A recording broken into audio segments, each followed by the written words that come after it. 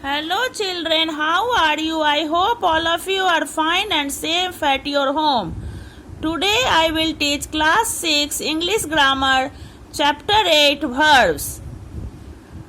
Now let us see in the following sentences identify the transitive, intransitive or incomplete verbs and match them to their respective ovals by drawing lines. Here you see the boy is flying a kite, transitive. The child laughs, intransitive. Mr. Batra appears busy, incomplete. They want their books, transitive. He will be a soldier.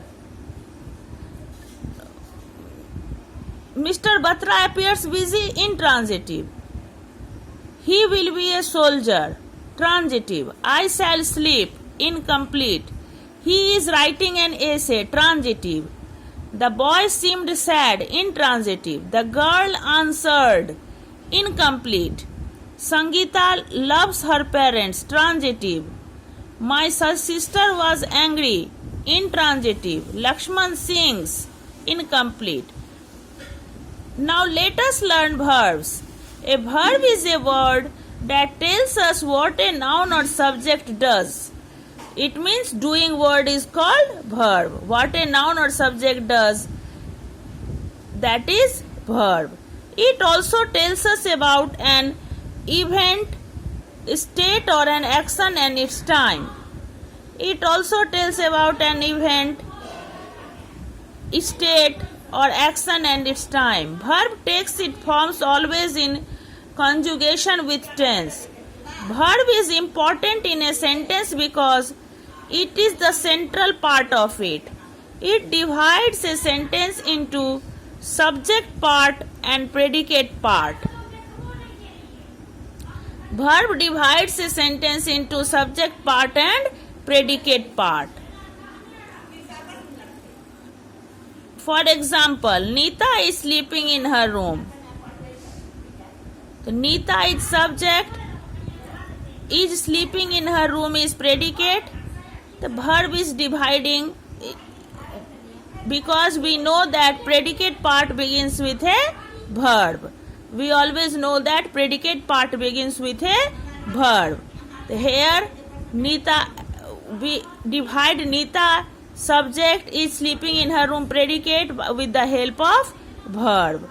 The concert will happen tomorrow. He was crying all day. He won the first prize. In all these sentences we see that by the verb we can understand which is subject and which is predicate. Subject because predicate part begins with a verb. Based on their functions, verbs are of two kinds. According to the function, verbs are of two kinds. Main verb, principal verb, which we normally also call doing words. Main verb is principal verb. Normally we call them doing words. Stand, example, stand, run, walk, eat, etc. These all are doing words. Stand, run, walk, eat, these all are doing words. Helping verb, auxiliary verb, which is used to serve as a helper to the main verb in a sentence. Auxiliary verb is used to serve as a helper to the main verb in a sentence. For example, be, do, have, can, etc. These are auxiliary verb. Auxiliaries or auxiliary verbs are of three kinds. Primary auxiliaries, modal auxiliaries and semi-modal marginal auxiliaries. Primary auxiliaries, they are of three kinds: be verb, have verb and do verb. Primary auxiliaries are of three kinds: be verbs, have verbs and do verbs. Be verbs are am, is, are, was, were. These all are be verbs. Have verbs, have, has, had. Do verbs, do, does, did. Now modal auxiliaries or modals. A modal auxiliary is a verb used to support, empower and complete the main verb. It has two variety groups. Modal auxiliaries has two variety groups. Can group of verbs Can, could, may, might, will, would. Shall group of verbs shall, should, ought to. Semi-modal marginals are need, dare, used to, etc. For example, I need not go there. Don't dare do that again. Now let us learn transitive and intransitive verbs. A transitive verb requires an object to make complete sense. For example, the boy raises. This does not make complete sense. The boy raises his hand. With the addition of the object hand, complete sense. The object of the transitive verb may be a noun, a phrase, or a pronoun. That is talking about the person or the thing related to the verb. For example, Hema loves ice cream. The here loves is transitive because there is an object. Ice cream is an object. The water rolled down the hill. Here down the hill is object. So rolled is transitive verb. They charged at the enemy. Here also charged is transitive verbs. Transitive verbs may be used with a direct object or and with an indirect object. For example, I gave a penny, I gave him a penny. Both the sentences above make complete sense in themselves. While him is an indirect object, a penny is a direct object.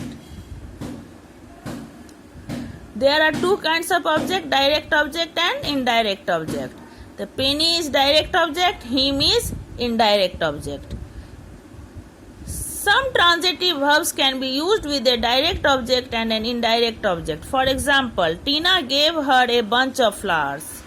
The her is indirect, a bunch of flowers is direct, and action is gave. The direct, now how can we understand the difference between direct object and indirect object? The direct object answers the question what? Answered, a bunch of flowers. The indirect object answers the question whom? Answered, her. Generally, a direct object refers to a thing and indirect object refers to a person. Intransitive verbs do not need an object to complete their meaning. For example, the students are writing, there is no object here. We are all are walking, there is no object. Dr. Suman is talking, there is no object. So, these are writing, are walking, is talking, these are intransitive verbs because there is no object after these verbs. Thanks.